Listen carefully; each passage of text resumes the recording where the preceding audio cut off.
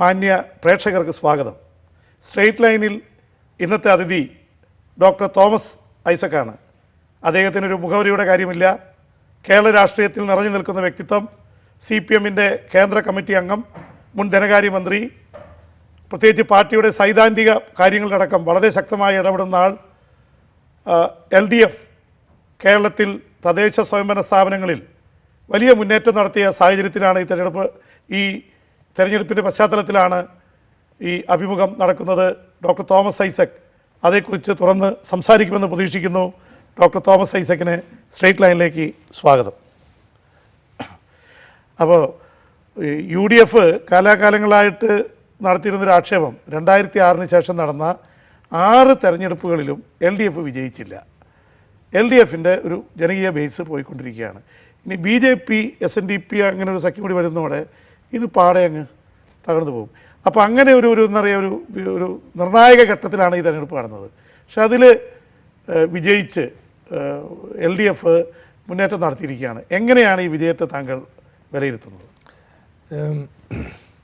ഇത് വലിയ ആത്മവിശ്വാസം നൽകും. ഈ പറഞ്ഞതുപോലെ UDF-ന് നിരന്തരമായ പ്രചരണം മാത്രമല്ല, യാഥാർത്ഥ്യവുമാണ്. LDF-ന് തുടർച്ചയായിട്ടുള്ള തെരഞ്ഞെടുപ്പ് തിരിച്ചടികളുണ്ടായി. അപ്പോൾ ഇതിൻ്റെ പശ്ചാത്തലത്തിൽ വലിയൊരു വെല്ലുവിളിയാണ് വന്നത്. തിരിച്ചടി ഉണ്ടായെങ്കിലും അതിൻ്റെ ബേസൊന്നും പോയിരുന്നില്ല. പക്ഷെ അതിൻ്റെ അടിത്തറയെ തന്നെ ചലഞ്ച് ചെയ്യുന്ന രീതിയിലാണ് BJP-യോടൊപ്പം വന്ന സാമുദായിക സംഘടനകൾ. കേരളത്തിലെ ഇടതുപക്ഷ പ്രസ്ഥാനത്തിൻ്റെ സാമൂഹ്യ അടിത്തറയെന്ന് പറയുന്നത് ദളിതർ, പിന്നോക്ക സമുദായങ്ങളൊക്കെയാണ്. ഇവരുടെയൊക്കെ സാമുദായിക സംഘടനകളെ ഒരു മുന്നണിയായിട്ട് 33 സംഘടനകളുണ്ടെന്നാണ് പറയണം. മുന്നണിയിൽ 33 സംഘടനകൾ. അതിൽ ഏറ്റവും പ്രധാനം SNDP യോഗം തന്നെ കോർത്തിണക്കിക്കൊണ്ട് തെരഞ്ഞെടുപ്പ് പരീക്ഷണത്തിന് BJP വരെയാണ്. ഒന്ന്, BJP-ക്ക് മുമ്പില്ലാത്തൊരു മാന്യത. അവർക്ക് നേരത്തെ സ്ഥാനാർത്ഥി കിട്ടില്ലായിരുന്നു. ഇപ്പോൾ ഈ സംഘടനകളെല്ലാം വന്നതോടുകൂടി കേരളത്തിലുടനീളം ഈ സംഘടനാ ഭാരവാഹികളടക്കമുള്ളവരുടെ ഒക്കെ സ്ഥാനാർത്ഥികളാക്കാൻ കഴിഞ്ഞു.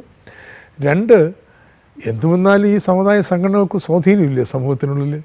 SNDP-യുടെ സ്വാധീനം ആർക്കെങ്കിലും നിഷേധിക്കാൻ പറ്റുമോ? അപ്പോൾ അവർ മാന്തുക ഇടതുപക്ഷത്തിൻ്റെ സാമൂഹ്യ അടിത്തറയിലാണ്. അതുകൊണ്ട് UDF ആണെങ്കിലോ അതായിക്കോട്ടെ എന്നുള്ളൊരു ചിന്തയിലാണ്. അരുവിക്കര നടന്നത് കേരളത്തിൽ റിപ്പീറ്റ് ചെയ്യും എന്നുള്ളതാണ് അവർ കരുതിയിരുന്നത്. ഇതായിരുന്നു ഈ തെരഞ്ഞെടുപ്പിൻ്റെ പശ്ചാത്തലം. പക്ഷേ ഈ തെരഞ്ഞെടുപ്പിന് ഞങ്ങൾ നേരിട്ട രീതി, ഞങ്ങളുടെ ഫലപ്രദമായ സംവേദനം, ഇതിൻ്റെ എല്ലാം ഫലമായിട്ട് ഞങ്ങൾക്ക് വലിയൊരു തിരിച്ചുവരവ് നടത്താൻ പറ്റിയിരിക്കുന്നു. കേരളത്തിൽ UDF-ൻ്റെ മേലൊരു മേൽക്കൈ നേടുന്നതിന് ഈ തെരഞ്ഞെടുപ്പ് സഹായിച്ചു. നിങ്ങളുടെ ഒരു വലിയ പ്രചരണം കഴിഞ്ഞ അരുവിക്കരയിൽ UDF-നെതിരായിരുന്നു. അപ്പോൾ അത് കഴിഞ്ഞിട്ട് പാർട്ടി ഒന്ന് വിലയിരുത്തിയത് BJP-യെ ഫലപ്രദമായി തടയുന്നതിൽ പാർട്ടിക്ക് ചെറിയ പാളിച്ചകൾ പറ്റി.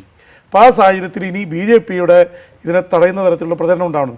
ഈ ഇലക്ഷനിൽ ഒരുപക്ഷെ UDF-നെ അറ്റാക്ക് ചെയ്തതിനേക്കാൾ കൂടുതൽ നിങ്ങൾ അറ്റാക്ക് ചെയ്തത് BJP SNDP സഖ്യത്തെയാണ്. ഒന്ന്, BJP-ക്കെതിരെ ഇപ്പോൾ കൽബുർഗി അടക്കമുള്ള പ്രമുഖ എഴുത്തുകാരെ വധിച്ചതിനെക്കുറിച്ചുള്ള ദാദ്രി സംഭവം, ബീഫിൻ്റെ വിവാദം, കേരള ഹൗസിൽ ബീഫ് പരിശോധിക്കാൻ കയറിയത്, മൊത്തം ഒരു അസഹിഷ്ണുതയുടെ ഒരു രാഷ്ട്രീയം BJP പടർത്തുന്നുവെന്ന് വളരെ സ്ട്രോങ് ആയിട്ട് നിങ്ങൾ അതിലെഴുത്തുകാരോടെ കൊണ്ടുവരുന്നു. വളരെ സംഘടിതമായിട്ട് അവർ തന്നെ BJP തന്നെ പറയുന്നത് വളരെ സംഘടിതമായിട്ട് BJP-യെ ഒരു എന്താ പറയുക പരസ്പരം തമ്മിലടിപ്പിക്കുന്ന അല്ലെങ്കിൽ ഹിന്ദുത്വ അജണ്ട വളരെ തീവ്രമായിട്ട് നടപ്പാക്കാൻ പോകുന്ന ഒരു തരത്തിൽ ഒരു ഫിയർ സൈക്കോസിസ് അയച്ചു വിട്ടുവെന്നാണ്. അതേസമയം നിങ്ങൾ വേറൊരു കാര്യം കൂടി ചെയ്തു. ഉമ്മൻചാണ്ടി അടക്കമുള്ള UDF നേതാക്കൾ RSS-നോട് സോഫ്റ്റ് പെഡലിംഗ് നടത്തുന്നു. ഈ ഒരു പ്രചരണത്തിന് വിജയം കണ്ടുവെന്നാണോ നിങ്ങൾ കാണുന്നത്? നിശ്ചയമായിട്ടും നിങ്ങൾ വളരെ ശരിയായ നിരീക്ഷണമാണ്. അധികം പേര് ഇത് നടത്തി കണ്ടിട്ടില്ല. അരുവിക്കര തെരഞ്ഞെടുപ്പിനെക്കുറിച്ചുള്ള ഞങ്ങളുടെ ഒരു സ്വയം വിമർശനം BJP വിമർശിച്ചു എന്നുള്ളത് ശരി. പക്ഷേ BJP നമ്മുടെ അടക്കം വോട്ടുകൾ സ്വാധീനിക്കാൻ സാധ്യതയുണ്ട് എന്ന് കണ്ടുകൊണ്ട് UDF വിട്ടുപോകുന്നവരെ അങ്ങോട്ട് അവർ ആകർഷിച്ചേക്കാമെന്ന് മനസ്സിലാക്കിക്കൊണ്ട് നിശ്ചിതമായ ഒരു വിമർശന ക്യാമ്പയിൻ്റെ പോരായ്മ വന്നിട്ടുണ്ട്. അത് ഇത്തവണ ഉണ്ടായില്ല. UDF-നെന്ന പോലെ തന്നെ BJP കേരളത്തിൽ യഥാർത്ഥത്തിൽ അതിൻ്റെ ആവശ്യമില്ല.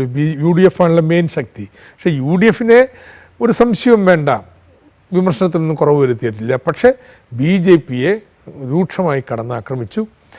അതിൽ SNDP യോഗത്തിൻ്റെ മായിട്ടുള്ളവരുണ്ടാക്കിയ സഖ്യം SNDP യോഗ നേതൃത്വത്തെ തുറന്നു കാണിക്കാൻ ഞങ്ങളങ്ങനെ കൺഫ്രണ്ടേഷന് പോകാറില്ല. സമുദായ സംഘടനകൾ അവരുടെ കാര്യം നോക്കട്ടെ എന്നാണ് വെച്ചിട്ടുള്ളത്. ഞങ്ങളുടെ നേതാക്കന്മാരാരും പോയി അവിടെ നേതൃത്വമായിട്ട് ശ്രമിക്കാനും പാടില്ലെന്ന് തീരുമാനിച്ചിട്ടുണ്ട്. അത് അവരുടെ കാര്യം അവർ ചെയ്തോട്ടെ എന്നുള്ളതാണ്. പക്ഷെ ഇപ്പോൾ അങ്ങനെ നമുക്കൊരു നിസ്സംഗത ഒരു പാലിക്കാൻ പറ്റത്തില്ല. നല്ല രീതിയിലുള്ള വിമർശനം ഈ യോഗ നേതൃത്വത്തിനെതിരെ അഴിച്ചുവിട്ടതിൻ്റെ ഫലമായിട്ട് നേതൃത്വം പോയിട്ടും അണികൾ അങ്ങനെ പോയില്ല. അതാണ് യാഥാർത്ഥ്യം. അതുമാത്രമല്ല, ഈ SNDP യോഗത്തിലുള്ള കോൺഗ്രസ് അനുഭാവികളാണ് കൂടുതൽ BJPയിലേക്ക് പോയത്. LDFുമായി ബന്ധപ്പെട്ട് നിൽക്കുന്നവരല്ല. അതൊരു മേന്മ.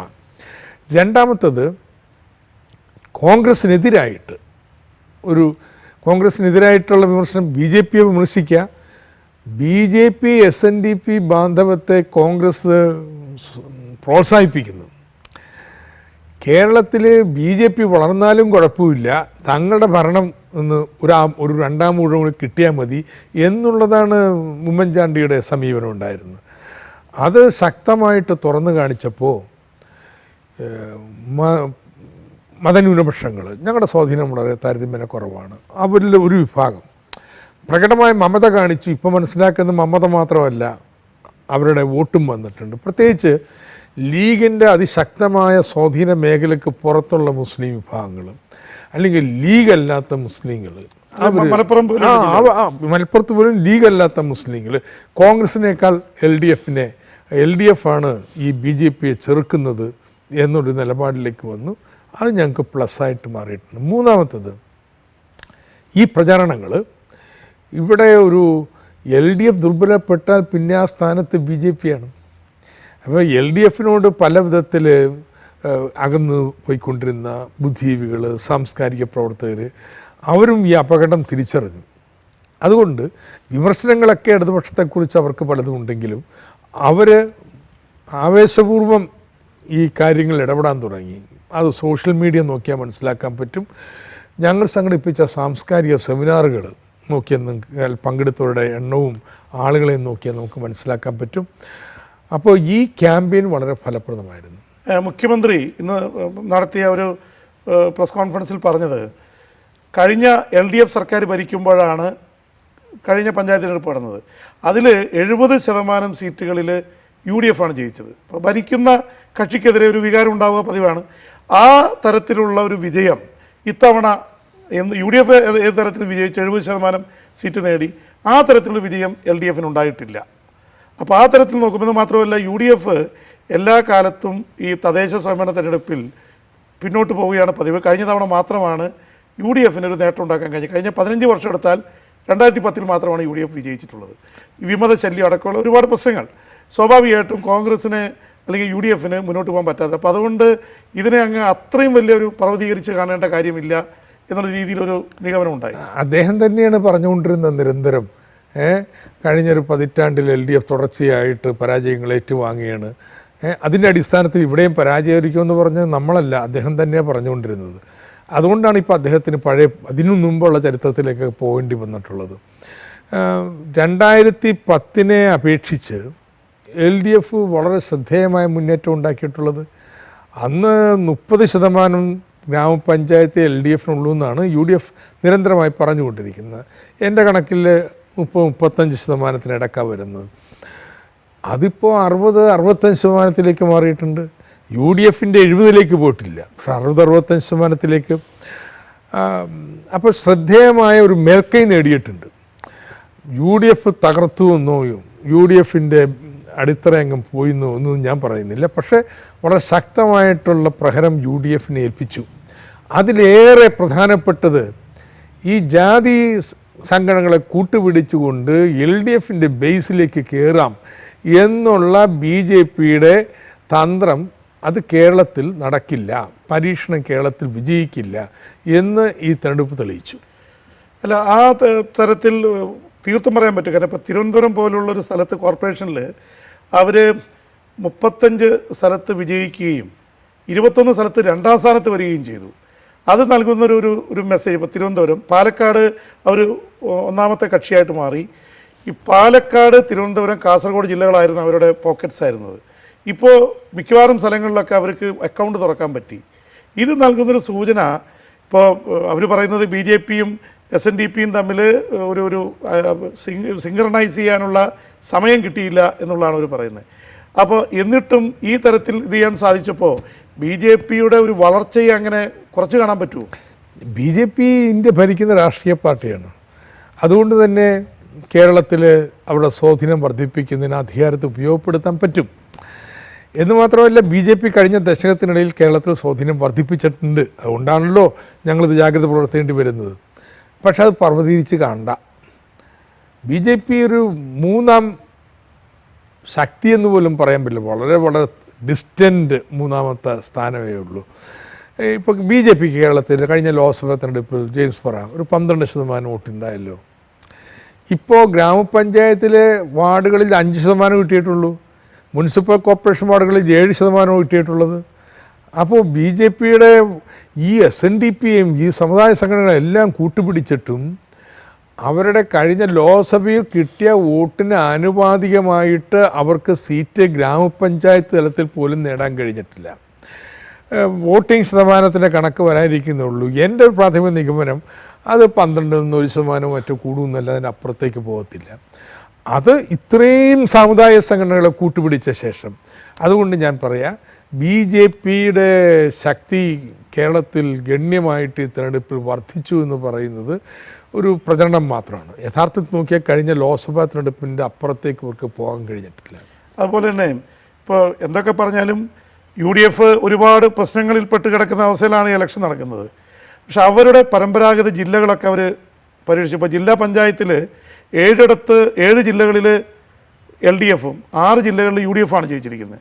ഒന്ന് ആർക്കും ഭൂരിപക്ഷമില്ലെന്ന് തോന്നുന്നു. അപ്പോൾ ആ തരത്തിൽ ചിന്തിച്ചാൽ ജില്ലാ പഞ്ചായത്തിൽ അവരൊരു അവകാശവാദം ജില്ലാ പഞ്ചായത്തിലും നഗരസഭകളിലും ഏതാണ്ട് ഒപ്പത്തിനൊപ്പമാണ്. അപ്പോൾ ആ തരത്തിൽ കോർപ്പറേഷനിൽ 4-2 4-2 പറയാൻ പറ്റില്ല. കാരണം രണ്ടെണ്ണം ഹങ് ആയിട്ട് നിൽക്കുകയാണ്. കണ്ണൂരും ഹങ്ങാണ്. അപ്പോൾ യഥാർത്ഥത്തിൽ 2-1. 2 സ്ഥലത്ത് LDF വളരെ വ്യക്തമായിട്ട്, ഒന്ന് കോഴിക്കോടും കൊല്ലത്തും മറ്റവരെ സംബന്ധിച്ചിടത്തോളം കൊച്ചി ബാക്കിയുള്ള സ്ഥലത്ത് ഹങ്ങാണ്. അപ്പോൾ അതുകൊണ്ട് നേരത്തെ പറഞ്ഞ പോലെ ഈ ഗ്രാമപഞ്ചായത്ത് മാറ്റി നിർത്തിയാൽ ഒരു തരത്തിൽ തുല്യ നില പാലിച്ചു എന്നുള്ളൊരു അവകാശവാദം അവർ ഉന്നയിക്കുന്നുണ്ട്.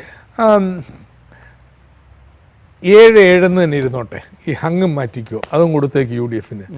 എന്നാൽ പോലും നിങ്ങൾ കണക്ക് കൂട്ടി നോക്കിക്കോളൂ. UDFൻ്റെ 7 ജില്ലകളിൽ, ഈ ഹങ് അടക്കമുള്ള 7 ജില്ലകളിൽ 53 അസംബ്ലി സെഗ്മെൻറ്റ്സേ ഉള്ളൂ. LDFൻ്റെ 7 ജില്ലകൾ അത് താരതമ്യേന വലുതാണ്, എറണാകുളം ഒഴിച്ച്. അപ്പോൾ ഈ അവിടെ 87 അസംബ്ലി സെഗ്മെൻറ്റ്സാണ്. യഥാർത്ഥത്തിൽ താഴെ തട്ടിൽ പഞ്ചായത്തിലുള്ള ബലാബലം തന്നെ നമ്മൾ ജില്ലയിലും വരുമ്പോൾ നമുക്ക് കാണാൻ പറ്റും. ഈ ജില്ലയുടെ എണ്ണം നോക്കുന്നതുകൊണ്ടാണ്. അതിന് പകരം നിങ്ങളതിനെ പോപ്പുലേഷൻ എണ്ണം വെച്ചോ. ഞാൻ എൻ്റെ വാദം UDF തകർന്നു പോയി എന്നല്ല. അങ്ങനെയൊക്കെ ചിന്തിച്ച് LDF പോവുകയാണെങ്കിൽ വലിയ വിഷമത്തിലാണ് പോകത്തുള്ളൂ. UDFൻ്റെ ഒരു അടിത്തറ ഉണ്ട്, പക്ഷേ അത് ഇളകിയിട്ടുണ്ട്. ഇളക്കിയതിൻ്റെ ഫലമായിട്ട് എന്താ ഉണ്ടാവുന്നത്?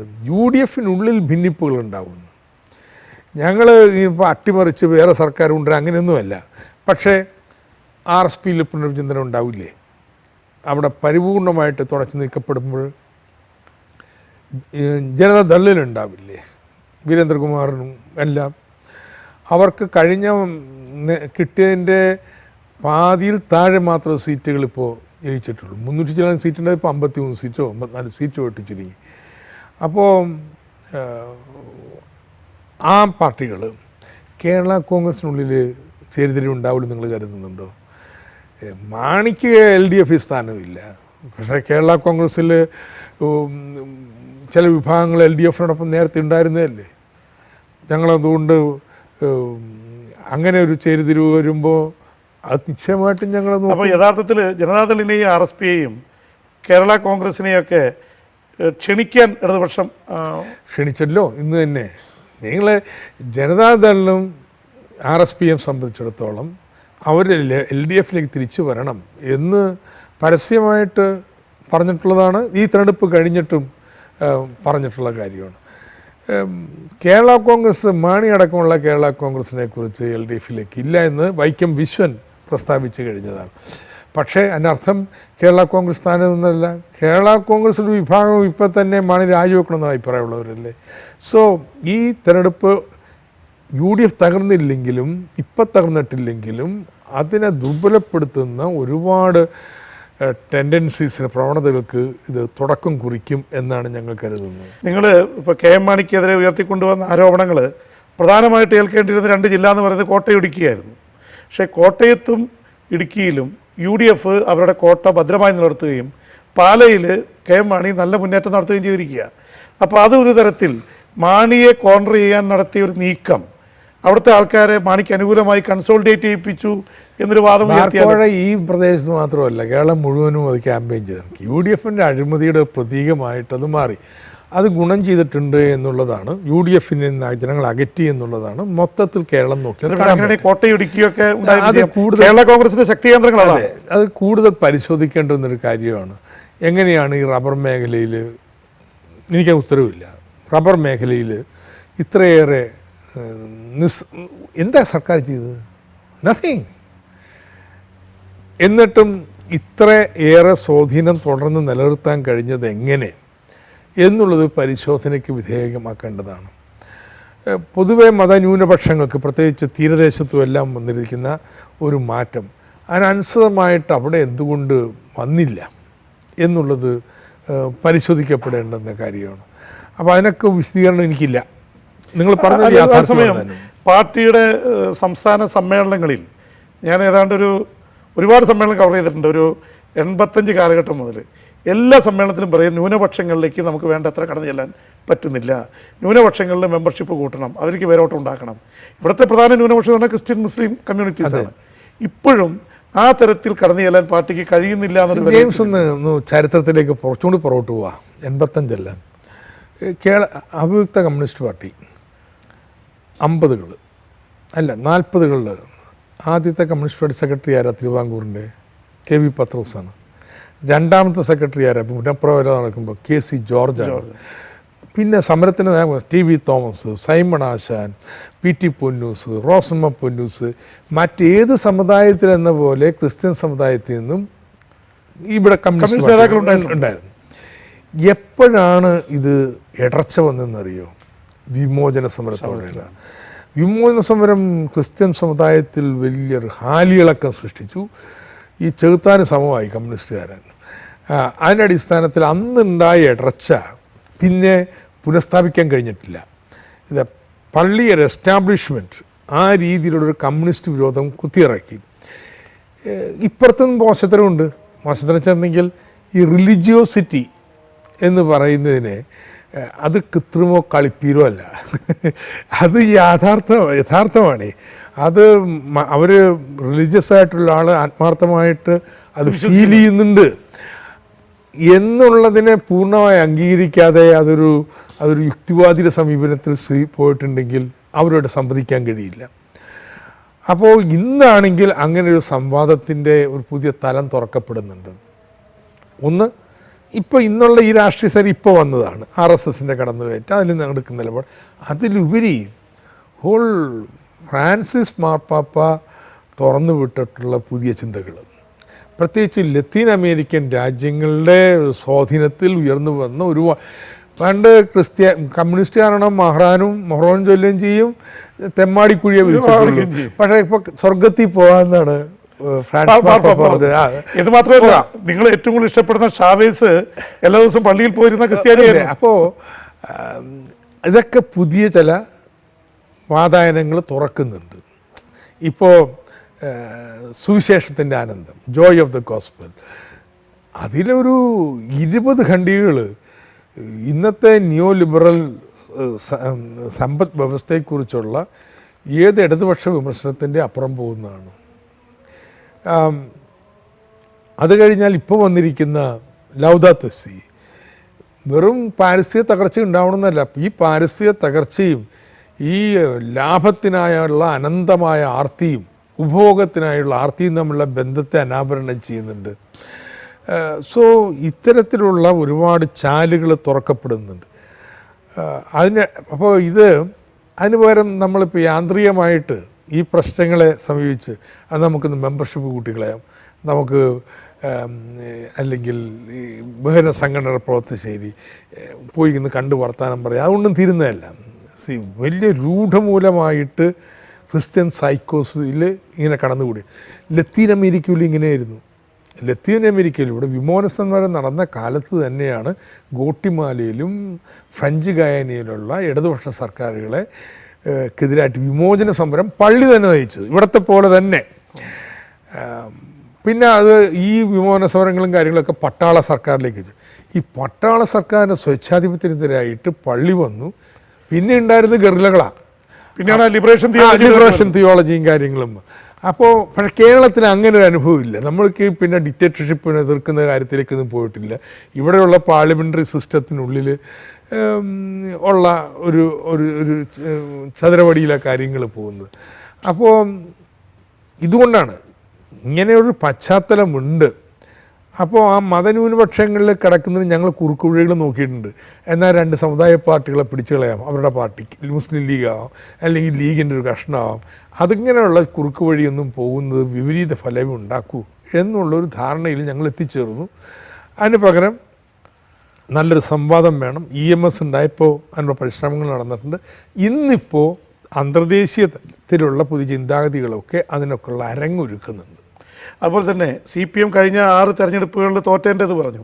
അത് വിലയിരുത്തിയപ്പോൾ പാർട്ടി പലപ്പോഴും പറഞ്ഞിട്ടുള്ള കാര്യം, പാർട്ടിക്കുള്ളിലെ വിഭാഗീയത ഈ തോൽവിക്ക് കാരണമായി. പാർട്ടിക്ക് ശക്തിയുണ്ട്, പക്ഷേ വിഭാഗീയത മൂലം പാർട്ടിക്ക് ആ ശക്തി സമാഹരിക്കാൻ കഴിഞ്ഞില്ല എന്നുള്ളതാണ്. ഇന്നും ജയിച്ചു കഴിഞ്ഞപ്പോൾ നേതാക്കളെല്ലാവരും പറഞ്ഞിരിക്കുന്നത് പാർട്ടിയിലെ ഐക്യമാണ് വിജയം കൊണ്ടുവന്നതെന്നാണ്. അപ്പോൾ ഇനി ഇപ്പോൾ നിയമസഭാ തെരഞ്ഞെടുപ്പ് വരികയാണ്. എന്തൊക്കെ പറഞ്ഞാലും പാർട്ടിയിൽ വിഭാഗീയതയുടെ ഇത് തീർന്നു എന്ന് പറയില്ല. ഇപ്പോൾ സംഘടനാ സെറ്റപ്പിൽ ഒരു ഏകണ്ഠമായിട്ടൊക്കെയുള്ള കാര്യങ്ങളുണ്ടാവാം. പക്ഷേ ഒരു പക്ഷത്ത് വളരെ തുറന്നങ്ങ് പറഞ്ഞു കഴിഞ്ഞാൽ ഇപ്പോൾ VS അച്യുതാനന്ദൻ എന്നുള്ള നേതാവ് 2 തവണ മുഖ്യമന്ത്രിയായിരുന്ന നിൽക്കുന്നു. ഇവിടെ പിണറായിയും കോടിയേരിയൊക്കെ ഉണ്ട്. ഇവർ തമ്മിൽ പല കാര്യങ്ങളിലും ഒരുമിച്ച് പോകുന്നില്ല എന്നൊരു ഫീലിംഗ് പാർട്ടിയെ സ്നേഹിക്കുന്ന ആൾക്കാർക്കിടയിലുണ്ട്. നിയമസഭാ തിരഞ്ഞെടുപ്പ് വരുമ്പോൾ തന്നെ ഇപ്പോൾ C. ദിവാകരൻ തുറന്നു വിട്ടിരുന്നുണ്ട്, VS നയിക്കുമെന്ന് പറഞ്ഞപ്പോൾ ഉടനെ തന്നെ തിരിച്ച് മറുപടി വന്നു. സീതാറാം യെച്ചൂരിയോട് പാർട്ടി ജനറൽ സെക്രട്ടറിയോട് ചോദിച്ചു, അദ്ദേഹം പറഞ്ഞത് കേരളത്തിലെ നേതാവിനെ ജനങ്ങൾ തിരഞ്ഞെടുക്കുന്നതാണ്. അപ്പോൾ അതിനെക്കുറിച്ച് അനുകൂലിച്ചും പ്രതികൂലിച്ചതുണ്ടായി. ജനം തിരഞ്ഞെടുക്കുന്ന പറയുമ്പോൾ പിന്നെ പാർട്ടിയാണ് തിരഞ്ഞെടുക്കുന്നത് എന്നുള്ളത്. എന്താണ് നിങ്ങൾക്ക് അതിലുള്ളൊരു ആശയക്കുഴപ്പം ഇനിയും പാർട്ടിക്ക് ഇത് ചെയ്യാൻ സാധിച്ചിട്ടില്ല? കേരളത്തിലെ കമ്മ്യൂണിസ്റ്റ് പ്രസ്ഥാനത്തിലുണ്ടായ വിഭാഗീയ ചേരിതിരിവ് അതിന് സ്വപ്പം നാളത്തെ ചരിത്രമുണ്ട്. ഇതൊന്ന് പാർട്ടിക്കുള്ളിലുള്ള ദുഷിപ്പുകളെ പുറത്തു കളയുന്നതിന് തടസ്സമായി. ഒരുപാട് അവസരവാദികൾക്കൊക്കെ ഏതെങ്കിലും പക്ഷത്ത് ചേർന്നാൽ നിൽക്കാൻ പറ്റും എന്നുള്ള സ്ഥിതി വന്നു. ഇത് പലപ്പോഴും പറയില്ലേ പാർട്ടിയുടെ ഡീജനറേഷനെ കുറിച്ച്. ഇതിന് ഏറ്റവും വലിയ സംഭാവന നൽകിയിട്ടുള്ളത് ഈ വിഭാഗീയതയാണ്. അതിൻ്റെ കണ്ണുവെച്ച് എല്ലാ കാര്യങ്ങളും നോക്കുന്നതാണ്. രണ്ടാമത്തത്, ഇങ്ങനെ കമ്മ്യൂണിസ്റ്റ് പാർട്ടിയെക്കുറിച്ചുള്ള സങ്കല്പം തന്നെ തകരുകയാണ്. പരസ്യമായിട്ട് നേതാക്കന്മാർ തമ്മിൽ തർക്കമുണ്ടാവുക, വ്യത്യസ്ത നിലപാടെടുക്കുക, സംഘടനാ തെരഞ്ഞെടുപ്പിനെ വിജയിക്കാൻ വേണ്ടിയുള്ള പാർട്ടിയേതര മാർഗങ്ങൾ സ്വീകരിക്കുക എന്നൊക്കെ വരുമ്പോൾ അത് കമ്മ്യൂണിസ്റ്റ് പാർട്ടിയോടുള്ള പ്രസ്ഥാനത്തുള്ള മതിപ്പ് കുറച്ചു. ഇതൊക്കെ തെരഞ്ഞെടുപ്പിലൊക്കെ ആളുകൾ ഇടതുപക്ഷത്തേക്ക് വരുന്ന ഒരു ആവേശവും വികാരവും കൊണ്ടല്ലേ ഇതിനൊക്കെ തണുപ്പിച്ചു. ഇത് ഈ തുടർച്ചയായിട്ട് ഈ തെരഞ്ഞെടുപ്പുകൾ വന്ന തിരിച്ചടിക്ക് ഇവയൊക്കൊരു കാരണമായിട്ട് മാറിയിട്ടുണ്ട്. 2010 തെരഞ്ഞെടുപ്പ് എടുത്താൽ മതിയല്ലോ. ഞാനിപ്പോൾ എൻ്റെ വായി കൊണ്ട് ഞാൻ മറന്ന കാര്യങ്ങളൊക്കെ വിവരിക്കുന്നില്ല. നിങ്ങൾ നോർത്ത് നോക്കിയാൽ കാണാം വോട്ടിങ്ങിന് തലേന്ന് എന്തൊക്കെ തർക്കങ്ങളുണ്ടായെന്നത്. അപ്പോൾ അത് ഇത്തവണ ഉണ്ടായില്ല. എല്ലാവരും ഒരുമിച്ച് നിന്ന് പാർട്ടി ഒരു വലിയ വെല്ലുവിളി നേടുകയാണ്, ഭീഷണി നേരിടുകയാണ്. കമ്മ്യൂണിസ്റ്റ് പാർട്ടിയുടെ അടിത്തറ തോണ്ടാൻ വേണ്ടി ഈ ദുഷ്ടം BJP എല്ലാം കൂടി ശ്രമിച്ചുകൊണ്ടിരിക്കുകയാണ്. അതിന് കൂട്ടുനിൽക്കുന്ന ജാതി സംഘടന ഇതൊരു വലിയ നിലനിൽപ്പിനുള്ള പോരാട്ടമാണ്. പാർട്ടി തിരിച്ചറിഞ്ഞുകൊണ്ട് അടിസ്ഥാനത്തിലല്ലേ ഇത്രയും ആവേശത്തിൽ മുഴുവൻ പേര് ഒരുമിച്ച് നിന്നത് വെച്ചാൽ ഒരു വലിയ വെല്ലുവിളിയാണ്. BJPയുടെ കേരളത്തിൽ വലിയ പരീക്ഷണം നടത്തുകയാണ് ഇവിടുത്തെ ഇടതുപക്ഷത്തെ തകർക്കാൻ വേണ്ടിയിട്ട്. അപ്പോൾ ഇവിടെ ഉണ്ടാവുന്നൊരു തിരിച്ചടി എന്ന് പറയുന്നത് ഇവിടം കൊണ്ട് ഒതുങ്ങുന്നതല്ല, ഇന്ത്യൻ കമ്മ്യൂണിസ്റ്റ് പ്രസ്ഥാനത്തിൻ്റെ ഭാവിയോട് തന്നെ ഒരു ചോദ്യമായിട്ട് മാറാൻ പോവുകയാണ്. അതിൻ്റെ അടിസ്ഥാനത്തിൽ ആ ഒരു തിരിച്ചറിവ് കൂടിയുണ്ട്, അല്ലാതെ ഏച്ചു കെട്ടിയിട്ടല്ല, സ്വയമായിട്ട് വന്നിട്ടുള്ള ഒരു യോജിപ്പാണ്. അപ്പോൾ അത് നിയമസഭയിലേക്ക് പോകുമ്പോൾ അത് ആ സന്ദർഭത്തിൽ ഉചിതമായ തീരുമാനങ്ങൾ യോജിപ്പോടുകൂടി തന്നെ. കാരണം ഇന്നത്തെ ദേശീയ രാഷ്ട്രീയത്തിനുള്ളിൽ ബംഗാൾ തിരിച്ചുവരവിൻ്റെ പാതയിലാണ്. പക്ഷേ അടുത്ത തെരഞ്ഞെടുപ്പിൽ നമുക്ക് പ്രതീക്ഷിക്കുക പ്രയാസമാണ്, അസാധ്യമാണെന്നല്ല പറഞ്ഞാൽ പ്രയാസമാണ്. സോ അനദർ 5 years ഇത് മുഴുവൻ റീകൂപ്പ് ചെയ്ത് തിരിച്ചു വരുന്നതിന്. പെട്ടെന്ന് വേറൊരു സംസ്ഥാനത്ത് നിങ്ങൾ ബ്രേക്ക് ത്രൂ കാണുന്നില്ല. അപ്പോൾ കേരളം ജയിച്ചു വരിക എന്നുള്ളത് ദേശീയ രാഷ്ട്രീയത്തിൽ ഇടപെടാൻ പാർട്ടിയെ സംബന്ധിച്ചിടത്തോളം വളരെ പ്രധാനമാണ്.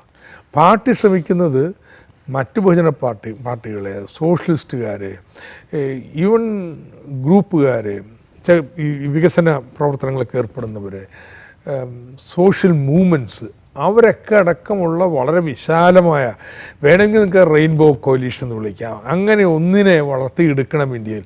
ബഹുജന സംഘടനകളെല്ലാം അടങ്ങുന്ന ഈ ഗ്രീസിൽ, ഇപ്പോൾ സ്പെയിനിലൊക്കെ വരുന്ന പോലെ ഉള്ള വലിയൊരു ബ്രോഡ് മുന്നണി നമുക്ക് കൊണ്ടുവരണം. അപ്പം അതിനെ പാർട്ടിക്ക് മുൻകൈ എടുക്കാൻ കഴിയണമെന്നുണ്ടെങ്കിൽ നമുക്ക് 1-2 സ്റ്റേറ്റുകളിൽ അതിനെ ശക്തി കാണിച്ചേ പറ്റൂ. അത്തരത്തിൽ കേരളത്തിലെ നിയമസഭാ തിരഞ്ഞെടുപ്പ് വളരെ നിർണായകമാണ്. ആ രാഷ്ട്രീയ ബോധത്തിൻ്റെ അടിസ്ഥാനത്തിൽ ഒരു ഐക്യത്തോടു കൂടി, സമവായത്തോടു കൂടി തീരുമാനങ്ങളിലെത്താൻ പറ്റും എന്ന് ഞങ്ങൾക്ക് ഉറപ്പുണ്ട്. അല്ല, നേരത്തെ ഇപ്പോൾ EMSൻ്റെയും ഹർകിഷൻ സിംഗ് സൂചിതത്തിൻ്റെയും ജ്യോതി ബസുവിൻ്റെയൊക്കെ ഒരു കാലഘട്ടത്തിൽ അവർക്ക് ദേശീയ രാഷ്ട്രീയത്തിൽ ഒരു സേ ഉണ്ടായിരുന്നു. ഇപ്പോൾ VP സിംഗിനെ പ്രധാനമന്ത്രിയാക്കുന്നതിൽ അല്ലെങ്കിൽ രാഷ്ട്രപതിയെ നിർണ്ണയിക്കുന്നതിൽ ജ്യോതി ബസു കയറി പറയും, അല്ലെങ്കിൽ സുർജിത്ത് പറയും, അങ്ങനെയുള്ള നേതാക്കൾ EMS. അത് കഴിഞ്ഞിട്ട് വന്നു കഴിഞ്ഞ് പിന്നെ ആ ഒരു സേ, അത് പ്രത്യേകിച്ച് ബംഗാളും കേരളവും പോയതോടുകൂടിയാണ് സേ നഷ്ടപ്പെടുകയും ഇപ്പോൾ വീണ്ടും ഇപ്പോൾ സീതാറാം യെച്ചൂരി വന്നിരിക്കുക. സീതാറാം യെച്ചൂരി ഇപ്പോൾ ഞാനൊരു വ്യക്തിയായിട്ട് കാണുന്നില്ല, ഇപ്പോൾ തലപ്പത്ത് വരുമ്പോൾ ഈ റെപ്രസെൻറ്റ് ഓർഗനൈസേഷൻ, ഈ യെച്ചൂരി എത്ര ഇതായിട്ട് ഇപ്പോൾ അദ്ദേഹം വന്നതിന് ശേഷമാണ് ഇപ്പോൾ കേരളത്തിൽ ഇപ്പോൾ ആദ്യത്തെ ഒരു വിജയം നിങ്ങൾക്കുണ്ടായിരിക്കുന്നു കുറേ നാളിന് ശേഷം. എങ്ങനെയാണ് അദ്ദേഹത്തെ പോലൊരാളുടെ ഒരു നേതൃത്വത്തെ പാർട്ടി ഒരു പക്ഷേ വ്യക്തി കേന്ദ്രീകൃതം അല്ലാതെ പറയുമായിരിക്കും, പക്ഷെ ഒരു നേതാവിനും ഇൻസ്പയർ ചെയ്യാൻ പറ്റുമല്ലോ, ആ രീതിയിൽ എങ്ങനെയാണ്? ഞങ്ങളുടെ ആദ്യ കാല പോളിറ്റ് ബ്യൂറോ നവരത്നങ്ങൾ വിശേഷിപ്പിക്കാൻ അവർ വേറൊരു കാറ്റഗറിയാണ്. ഒരു ജന്മത്തെ മുഴുവൻ എത്രയോ ത്യാഗപൂർണമായ സമരവും അനുഭവങ്ങളുടെ അടിസ്ഥാനത്തിൽ വന്നവരാണ്. അവർക്ക് ആ റവല്യൂഷണറി അതോറിറ്റിയും റെസ്പെക്റ്റും എല്ലായിടത്തും ഒന്നും കിട്ടിയിട്ടുണ്ട്. അപ്പോൾ ആ ഒരു തലത്തിലേക്ക് ഇനി വരുന്നവരൊക്കെ നമ്മളൊക്കെ ഉയരുമെന്ന് പ്രതീക്ഷിക്കാൻ വയ്യ. പക്ഷേ ഓരോരുത്തർക്കും ഓരോ സ്റ്റൈലുണ്ട്. ഞാനിപ്പോൾ ഒന്ന് മറ്റൊന്നിനേക്കാൾ മോശം, കുറവ്, മെച്ചം എന്നല്ല. പക്ഷേ സീതാറാം യെച്ചൂരിക്ക്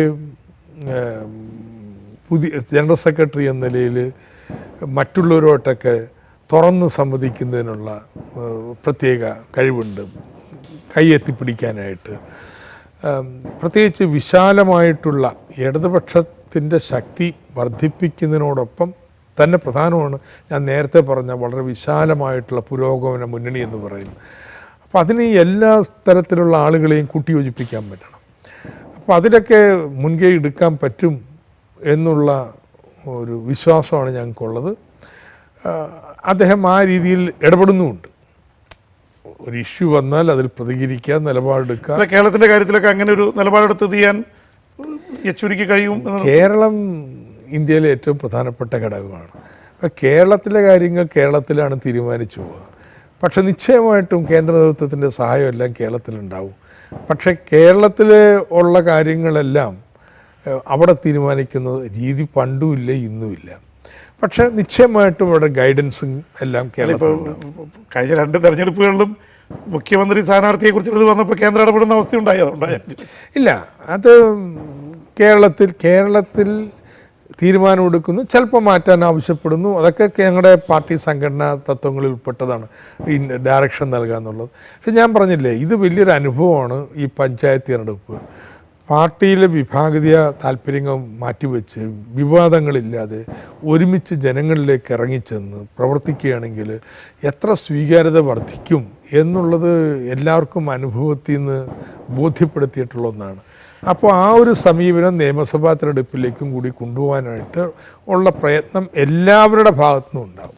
അതുപോലെ തന്നെ ഇപ്പോൾ നിങ്ങൾ നേരിടുന്ന പ്രധാന വെല്ലുവിളി UDFൻ്റെ ഭാഗത്ത് തന്നെയാണ്. കാരണം UDF ആണല്ലോ ഭരിക്കുന്നത്. അപ്പോൾ ആ ഇതിൽ ഇപ്പോൾ ഉമ്മൻചാണ്ടിയെ പോലൊരു നേതാവ് അദ്ദേഹം ജനസമ്പർക്ക പരിപാടിയിലൂടെ 24 മണിക്കൂർ ഇറങ്ങിയാണ് നിങ്ങൾ പ്രവർത്തിക്കുകയാണ് ഇത്രയും. അപ്പോൾ അദ്ദേഹം ഉണ്ടാക്കിയെടുക്കുന്ന ഒരു ഹാലോ സാധാരണ ഇപ്പോൾ ടൈംസ് ഓഫ് ഇന്ത്യ നടത്തിയൊരു ഇതിൽ ഈ സാധാരണക്കാർക്കിടയിൽ ഏറ്റവും സ്വീകാര്യനായ നേതാവായിട്ട് ഇപ്പോഴും ഇത്രയും പ്രശ്നങ്ങൾക്കിടയിൽ ഉമ്മൻചാണ്ടിയാണ് അപ്പർ ഹാൻഡ് വന്നിരിക്കുന്നത്. ആ തരത്തിൽ ഉള്ള നേതാക്കൾ പണ്ട് CPMന് ഏറ്റവും കൂടുതൽ അവകാശപ്പെട്ടിരുന്നതാണ്. ഇപ്പോൾ AKജിയെ പോലെ, കൃഷ്ണപിള്ളയെ പോലെ, അഴിക്കോടിൻ്റെ ആഗമനെ പോലെയൊക്കെയുള്ള ഒരുപാട് ഇതുണ്ട്. അത്തരം നേതാക്കളുടെ നിര ഇപ്പോൾ കുറഞ്ഞു പോകുന്നു. ഒരു ജനകീയ ഇപ്പുറത്താണെങ്കിൽ ഇപ്പോൾ കാരുണ്യ ഇത് താങ്കളുടെ കാലത്ത് ഇത്തവണയാണെങ്കിൽ അവരൊരു 800-900 കോടി രൂപയായി. അപ്പോൾ ഈ സാധാരണക്കാർക്കിടയിൽ ഒരു കരുതലിൻ്റെ ഒരു അംശം ഉണ്ട് എന്നുള്ള ഇപ്പോൾ താങ്കളുടെ കാലത്ത് താങ്കൾ ധനകാര്യമന്ത്രിയായിരുന്നപ്പോഴും ചെയ്തിട്ടുണ്ട്. ഇത് കുറച്ചും കൂടി ഒരു ഡിസ്ട്രിബ്യൂട്ടർ ലെവലിലേക്ക് കൊണ്ടുപോകാൻ കഴിഞ്ഞു എന്നൊരു അവകാശവാദം UDF. ഞാൻ ആ അവകാശവാദത്തോട് യോജിപ്പില്ല. It's A outright political patronage. നമ്മുടെ ഇഷ്ടക്കാർക്ക് കൊടുക്കുക. ഇപ്പോൾ എൻ്റെ മണ്ഡലത്തിലൊക്കെ തന്നെ കോൺഗ്രസ് നേതാക്കന്മാർ ഇത് മേടിച്ചു കൊടുക്കുന്നുണ്ട്. ഇതെന്താന്ന് സംസ്ഥാന സർക്കാരിൻ്റെ പണം എടുത്ത് നമ്മുടെ പാർട്ടി നേതാക്കന്മാർ പറയുന്നവർക്ക് വീതം വെച്ച് കൊടുക്കുന്നത്, അതും ഈ പറഞ്ഞ പോലെ ഇത്രയും വലിയ തുക എല്ലാ രാഷ്ട്രീയത്തിലും ആർക്കും കൊടുക്കുന്നു. എല്ലാവരും വെച്ചാൽ നിശ്ചയമായിട്ട് ഞാൻ പോയി പറഞ്ഞാൽ ഞാൻ എനിക്കും കുറച്ച് തരും. പക്ഷേ ഇങ്ങനെയല്ലെന്ന് ഭരണമെന്ന് പറയുന്നത്. ഇപ്പോൾ 900 കോടി രൂപ ആരോഗ്യ മേഖലയ്ക്ക് വേണ്ടി ഇങ്ങനെ കൊടുക്കുന്നു. ഈ പണത്തിൻ്റെ സിംഹപങ്കും നമ്മൾ കൊടുക്കുന്നത് ഇവിടുത്തെ സ്വകാര്യ ആശുപത്രിയിലെ ചികിത്സയ്ക്ക് വേണ്ടിയിട്ടാണ്. RSBY പോലെയല്ല, മിക്കവാറും പുറത്താണ് പോകുന്നത്. നൗ ലുക്ക്, നമ്മുടെ പൊതു ആരോഗ്യ സംവിധാനത്തിൻ്റെ കിടപ്പ് നോക്കുന്നു. ഇതിൻ്റെ ഒരു ചെറിയ ശതമാനം ഒരു 300-400 കോടി രൂപ കൂടുതൽ മുടക്കാൻ നമുക്ക് പൊതു ആരോഗ്യ സംവിധാനത്തിൽ കൊടുത്താൽ, എല്ലാ PHCയിലും 2 ഡോക്ടർമാരും ഇത് ഉണ്ടാവുമെന്ന് ഉറപ്പ് വരുത്തിയാൽ, അവിടെ മരുന്നുണ്ടെന്ന് ഉറപ്പ് വരുത്തിയാൽ, അതല്ലേ നമ്മുടെ ആരോഗ്യ മേഖലയിൽ വേണ്ടത്. അതിന് പകരം ഞാൻ കണക്കെടുത്തിട്ടുണ്ട്, ഇപ്പോൾ ഈ വർഷം ഏതാണ്ട് 700 കോടി രൂപയാണ് ഇൻഷുറൻസുകൾ, വിവിധ തരത്തിലുള്ള ഇൻഷുറൻസുകൾ. കാരുണ്യം ഒരു ഇൻഷുറൻസിൻ്റെ ഫോമാണ്. Only thing is that objective നിയമം വെച്ചിട്ടല്ല, പേട്രണേജിൻ്റെ ഭാഗമായിട്ടാണ് ഇൻഷുറൻസ് കിട്ടും. അപ്പോൾ ആ ഇൻഷുറൻസ് ഇത്ര പോകുമ്പോൾ ഇത്രയും പബ്ലിക് റിസോഴ്സ് മാറിയാണ് ഇതിൻ്റെ ഉള്ളിൽ നിന്ന്. അതിന് പകരം നിങ്ങൾ ഇവിടെയുള്ള പൊതു ആരോഗ്യ സംവിധാനത്തെ ശക്തിപ്പെടുത്തുക, അതിലൂടെ പരമാവധി നൽകാൻ ശ്രമിക്കുക. എൻ്റെ കാഴ്ചപ്പാട് ഇതിൽ നിന്ന് വ്യത്യസ്തമാണ്, ഇരിക്കട്ടെ. പക്ഷേ ജനങ്ങൾക്ക് ഇഷ്ടമാണ്, ജനങ്ങൾക്കത് ഇഷ്ടപ്പെടുന്നു എന്നുള്ളതിനെക്കുറിച്ച് എനിക്ക് തർക്കമില്ല. അപ്പോൾ അതൊക്കെ ഉണ്ട്. പക്ഷേ പെൻഷനാകെ കുടിശ്ശികയല്ലേ, പൊതുവിതരണ സംവിധാനം എങ്ങനെ കിടക്കുന്നു, ഇപ്പോൾ ആ കൺസ്യൂമർ ഫണ്ട് മുഴുവൻ പൂട്ടയല്ലേ, ഇങ്ങനെ ഓരോന്നെടുത്തോളൂ. അപ്പോൾ കാരണം വെച്ച് കഴിഞ്ഞാൽ പണമില്ല. വലിയ ഫിനാൻഷ്യൽ ക്രൈസിസിലാണ് ഈ സർക്കാർ എന്ന് പറയുന്നത്. അത് ഈ ക്ഷേമ പ്രവർത്തനങ്ങളെയൊക്കെ ചില പൈലറ്റ് പ്രോഗ്രാം ഒഴിച്ച് ബാക്കി എല്ലാത്തിനെയും പ്രതികൂലമായിട്ട് ബാധിച്ച് തുടങ്ങിയിട്ടുണ്ട്. പക്ഷെ നിങ്ങൾ പറഞ്ഞത് ശരിയാ, ഉമ്മൻചാണ്ടിക്ക് ഇത് ഉപയോഗപ്പെടുത്തിക്കൊണ്ട് വലിയൊരു ഇമേജ് ഉണ്ടാക്കിയെടുക്കുന്നതിന് കഴിഞ്ഞിട്ടുണ്ട്. ഈ ഇമേജ് എന്ന് പറയുന്നതൊക്കെ അത് ജനനം കൊണ്ട് കിട്ടുന്നതല്ല. ഈ പറഞ്ഞതുപോലെയാണ്. നായനാർ സാഹിബിനെ ഞാൻ ആദ്യം കാണുന്നത് മുഖ്യമന്ത്രിയായിട്ടല്ല, പാർട്ടി സെക്രട്ടറി ആയിട്ടാണ്. അന്ന് അദ്ദേഹത്തെ പോലെ കർക്കശക്കാരനും തട്ടിക്കയറുന്ന ഒരാളും ഒക്കെ ചുണ്ടി പിടിക്കുന്ന ആളും ഒക്കെ വളരെ അപൂർവമാണ്. പക്ഷേ നായനാർ സാഹിബ് മുഖ്യമന്ത്രിയും പൊതു മണ്ഡലത്തിലെ പ്രവർത്തനമായതോടുകൂടി വേറൊരു ഇമേജിലേക്ക് അങ്ങ് ജനങ്ങളിലേക്ക് അങ്ങ് മാറി. അതിൻ്റെ രീതിയും ശൈലിയും. VSന്റെ കാര്യം എന്താ? VS പാർട്ടി സെക്രട്ടറി ആയിരുന്നപ്പോഴെങ്ങനെയായിരുന്നു? പാർട്ടി സെക്രട്ടറി ആയിരുന്നപ്പോൾ എങ്ങനെയായിരുന്നു? ഇന്നുള്ള ഇമേജിൻ്റെ നേർവിപരീതമല്ലേ. അപ്പോൾ ഇതൊക്കെ ഇന്നത്തെ ഒരു ഈ പാർട്ടി സെക്രട്ടറി ആയാലേ ചുണ്ടിക്കാരനും ജനങ്ങളിൽ നിന്നൊക്കെ മാറി ഒരു കമ്മ്യൂണിസ്റ്റ് ആണെങ്കിൽ മറ്റുള്ളവർ കണ്ട പേടിക്കണം എന്നുള്ളൊരു ഇമേജ് സൃഷ്ടിക്കേണ്ട കാര്യമുണ്ട്. അതിൻ്റെ ആവശ്യമില്ല. പക്ഷേ ശരിയായിരിക്കും. പക്ഷേ അച്ചടക്കം, സംഘടനാപരമായ അച്ചടക്കം പാലിക്കുന്നതിന് ബാധ്യസ്ഥനാണ്. അതിൻ്റെ കാർക്കശ്യം അല്ലാതെ ജനങ്ങളിൽ നിന്ന് മാറ്റി ഇപ്പോൾ സംഘടനയിൽ മെമ്പേഴ്സ് എന്ന് പറയുന്നത് 3-4 ലക്ഷം പേരാണ്. പാർട്ടിയെ സ്നേഹിക്കുന്ന 75 ലക്ഷം 1 കോടി ജനങ്ങൾ പുറത്ത് നിൽക്കുകയാണ്. അപ്പോൾ അവർ ഇതൊരു എന്തൊരു സ്വകാര്യ പരിപാടിയാണ്, ഞങ്ങൾ ഇതിൽ നിന്ന് അകലെയാണ്, ഇരുമ്പ് മറക്കി പുറത്താണെന്നൊരു ഫീലിംഗ് ഉണ്ടാക്കിയാൽ നിങ്ങൾ നേരത്തെ പറഞ്ഞ പോലെ ഗ്രീസിലോ മറ്റ് സ്ഥലങ്ങളിലുള്ള ഒരു ബ്രോഡ് ഐക്യത്തിന് അത് വിഘാതമായിട്ട് ഞാൻ പറയാം. അടിസ്ഥാനപരമായിട്ടുള്ള കേന്ദ്രീകൃത ജനാധിപത്യ തത്വങ്ങൾക്ക് എതിരല്ല. അത് നിലനിൽക്കുമ്പോൾ തന്നെ ശൈലിയിലും രീതിയിലുമൊക്കെ വലിയ വ്യത്യാസം വരുത്തേണ്ടതുണ്ട്. സ്റ്റാർട്ടിങ് വിത്ത് ഇപ്പം മീഡിയ.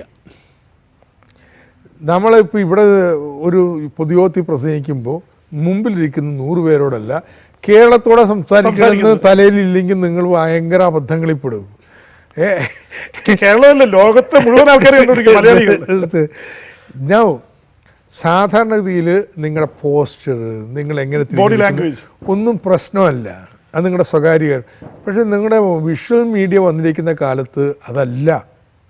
ദാറ്റ്സ് വൈ പ്രധാനപ്പെട്ട നേതാക്കന്മാരൊക്കെ അവരുടെ എയ്ഡ്സ് തന്നെയുണ്ട്, എങ്ങനെയാണ് നിങ്ങളുടെ ഏത് പ്രൊഫൈലിൽ വേണം. മീഡിയനെ അവർ ഇൻസ്ട്രക്റ്റ് ചെയ്യും, നിങ്ങൾ ഇവിടെ നിന്ന് എടുക്കാൻ പാടുള്ളൂ, ഈ ഭാഗം എടുക്കാൻ പാടില്ല എന്നുള്ള കണ്ടീഷൻസ് വെക്കും. സോ ലോകത്ത് ഇങ്ങനെ ഒരുപാട് മാറ്റങ്ങൾ വന്നു.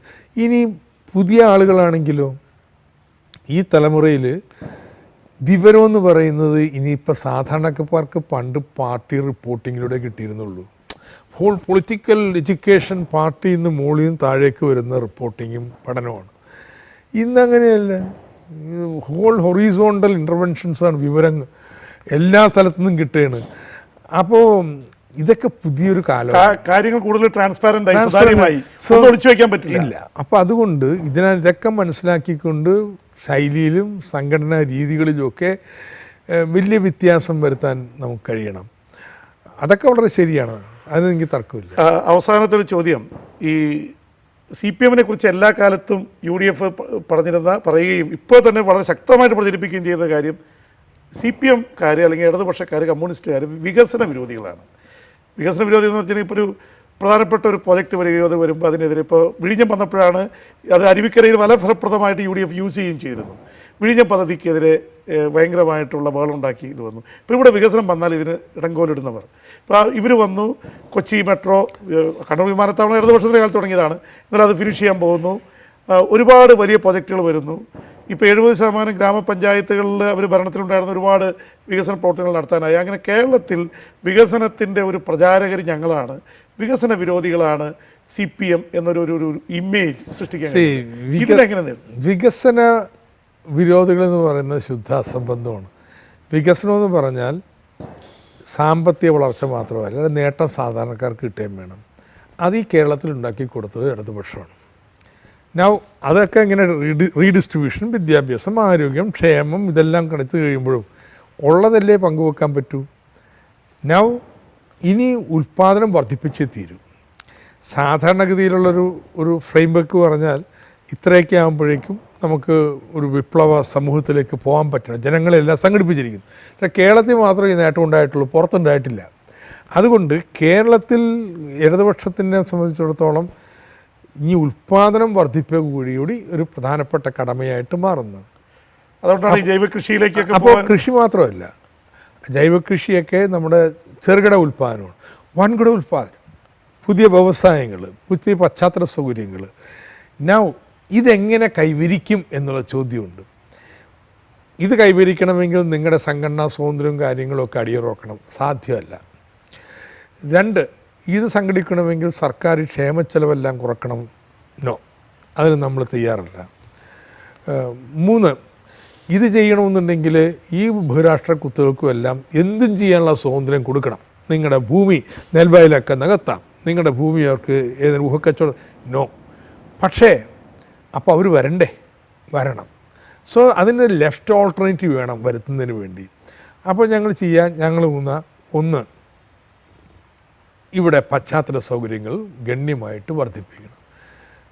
അത് എയർപോർട്ടായാലും പാർക്കായാലും മെട്രോ ആയാലും. മെട്രോയൊക്കെ ഇന്ന് തുടങ്ങുന്നുണ്ടെങ്കിലും എത്രയോ നാളത്തെ പ്രവർത്തനത്തിൻ്റെ പൂർത്തീകരണമായിട്ടാണ് വരുന്നത്. ലൈറ്റ് ഇവിടുത്തെ അതിനൊന്നും ഒരു അഭിപ്രായ വ്യത്യാസമില്ല. എന്താ ഇവിടെ വെച്ച് വന്നത്? ഇവിടെ അദാനിക്ക് അതിര് കവിഞ്ഞ ആനുകൂല്യം കൊടുക്കുന്നു എന്ന് ന്യായമായിട്ടുള്ള ഒരു വിമർശനം പല കോണുകളിൽ നിന്ന് ഉയർന്നു വന്നു. അത് ഈ ശ്രീധരനെ പോലുള്ളവർ പോലും ആ വിമർശനം വെക്കുന്നുണ്ട്. CPM മാത്രമല്ല, ഇതിൻ്റെ ഫിനാൻഷ്യൽ എക്സ്പെർട്സ് ഇതെന്ത് അസംബന്ധ തീരുമാനമാണ് എന്ന് ചോദിക്കുന്നിടത്തേക്ക് എത്തി. അപ്പോൾ ഞങ്ങളിത് എക്സ്പ്രസ് ചെയ്തിട്ടുണ്ട്. ഈ വിമർശനം, ആ വിമർശനം ഞങ്ങൾ എക്സ്പ്രസ് ചെയ്യുന്നില്ലെങ്കിൽ ഞങ്ങൾ പ്രതിപക്ഷത്തിരിക്കാൻ യോഗ്യരല്ല. അതേ സമയത്ത് സമരം ചെയ്ത് ഇനിയിപ്പോൾ അവസാനിപ്പിക്കണമെന്ന് പറഞ്ഞ് ആരെങ്കിലും ചെന്നു. അപ്പോൾ ഇത് UDFൻ്റെ പ്രചരണമാണ്. അവരുടെ കള്ളത്തരങ്ങൾ, കാര്യങ്ങൾ, ഇതിൽ ബന്ധപ്പെട്ട് വരാനുള്ള അഴിമതി സാധ്യതകൾ, ടേംസിലെയുള്ള സംസ്ഥാന വിരുദ്ധ നടപടികൾ, ഇത് ഞങ്ങൾ പറഞ്ഞു കഴിഞ്ഞാൽ അത് ഇതിനെ പൊളിക്കാനാണ്, തകർക്കാനാണ് എന്ന് പറഞ്ഞുള്ള വിമർശനം അംഗീകരിക്കാൻ പറ്റത്തില്ല. കൊച്ചി മെട്രോ അങ്ങനെ ചെയ്യണം, തർക്കം ഉണ്ടായല്ലോ, ഞങ്ങൾ DMRC വഴി തന്നെ വേണം. പലതവണ അതിന് പുറത്ത് കൊണ്ടുവന്ന് നോക്കി. ഞങ്ങൾ കൊച്ചി മെട്രോ തകർക്കാനാണ് നോക്കിയത്? അല്ല, ഇതുപോലെയാണ്. സോ ഈ പ്രൊജക്റ്റുകളൊന്നും വേണ്ട എന്നുള്ളതല്ല, അവയൊക്കെ വേണം. പക്ഷെ ഞങ്ങൾക്ക് അത് UDFോ അല്ലെങ്കിൽ മോഡിയോ ചെയ്യുന്ന രീതിയിൽ പറ്റില്ല. കേരളത്തിലെ ഇടതുപക്ഷ യാഥാർത്ഥ്യങ്ങളോട് കണക്കിലെടുത്തുകൊണ്ട് വേണം എന്നാണ് ഞങ്ങൾ പറയുന്നത്. ഒരു കുറച്ച് വ്യക്തിപരവും രാഷ്ട്രീയവുമായിട്ടുള്ള ചോദ്യം. ഇപ്പോൾ പാർട്ടിയുടെ വിഭാഗീയതയെക്കുറിച്ച് പറഞ്ഞു. താങ്കൾ അറിയപ്പെടുന്നത് നേരത്തെ ഒരു ഔദ്യോഗിക പക്ഷത്തിൻ്റെ ആളായിട്ട് താങ്കൾ ഇതിൽ നിന്നൊക്കെ വ്യത്യസ്തനായിട്ട് മാറി നിൽക്കുന്നത്, താങ്കൾ MA ബേബി ഇങ്ങനെയൊക്കെയുള്ള ആൾക്കാരെക്കുറിച്ച് പൊതുവെ പാർട്ടിക്ക് പുറത്തറിയപ്പെടുന്നത് സ്വതന്ത്രമായിട്ടുള്ള നിലപാടുള്ള ആൾക്കാരെന്നുള്ളത്. അത് നിങ്ങളുടെ ഓരോ തരത്തിലും വ്യാഖ്യാനങ്ങളാണ്. നിങ്ങൾക്ക് അതിനുള്ള സ്വാതന്ത്ര്യമുണ്ട്. പാർട്ടിയിൽ നിന്ന് ഞാൻ പുറത്ത് പറഞ്ഞു കേൾക്കുന്ന കാര്യം പുറത്ത് അങ്ങനെ പറഞ്ഞു കേൾക്കുന്നില്ലെന്നാണ്. പാർട്ടിയിൽ ഇന്ന് അത്തരത്തിലുള്ള വിഭാഗീയതയില്ല. ഓരോ പ്രശ്നത്തിലും അതിൻ്റെ മെറിറ്റിൽ പരിശോധിച്ച് അഭിപ്രായങ്ങൾ പറയാനുള്ള തൻ്റെ ഇടം ഓരോരുത്തർക്കും ഉണ്ടാകണം. അങ്ങനെ മാത്രമേ ഈ വിഭാഗീയതയെ പൂർണ്ണമായിട്ട് മറികടക്കാൻ പറ്റൂ. പാർട്ടിക്കുള്ളിലുള്ള വിഭാഗീയത ഗണ്യമായിട്ട് കുറഞ്ഞു. ഇന്ന് ആ രീതിയിലല്ല ഓരോ കാര്യത്തെയും നോക്കിക്കൊണ്ടിരിക്കുന്നത്. അപ്പോൾ അത് ശക്തിപ്പെടുത്തുന്നതിന് വേണ്ടിയുള്ള നിലപാടുകൾ ഓരോരുത്തരും സ്വീകരിക്കേണ്ടതാണ് എന്നാണ് എൻ്റെ അഭിപ്രായം. ഡോക്ടർ തോമസ് ഐസക് വളരെ ഹൃദയം തുറന്ന് കാര്യങ്ങൾ സംസാരിക്കുകയായിരുന്നു. ഒരുപക്ഷെ തദ്ദേശ സ്വയംഭരണ തെരഞ്ഞെടുപ്പിൻ്റെ വിജയത്തിൻ്റെ പശ്ചാത്തലത്തിൽ അതിലേക്ക് നയിച്ച ഘടകങ്ങളെക്കുറിച്ച്, പാർട്ടിയുടെ പരിമിതികളെക്കുറിച്ച്, പാർട്ടിയുടെ ശക്തിയെക്കുറിച്ച്, മതേതര സങ്കല്പത്തെക്കുറിച്ചൊക്കെയുള്ള മതന്യൂനപക്ഷങ്ങളിലേക്ക് കടന്നു ചെല്ലേണ്ട ആവശ്യകതയെക്കുറിച്ചൊക്കെ അദ്ദേഹം തുറന്ന് സംസാരിച്ചു. ഈ തെരഞ്ഞെടുപ്പിൻ്റെ വിജയത്തിൻ്റെ പശ്ചാത്തലത്തിൽ അദ്ദേഹത്തിന് അഭിനന്ദനങ്ങൾ അറിയിക്കുന്നതോടൊപ്പം ഈ സ്ട്രെയിറ്റ് ലൈൻ പരിപാടിയിൽ പങ്കെടുത്തുന്നതിന് ഹൃദയം നിറഞ്ഞ നന്ദി അറിയിക്കുകയും ചെയ്തു. നന്ദി.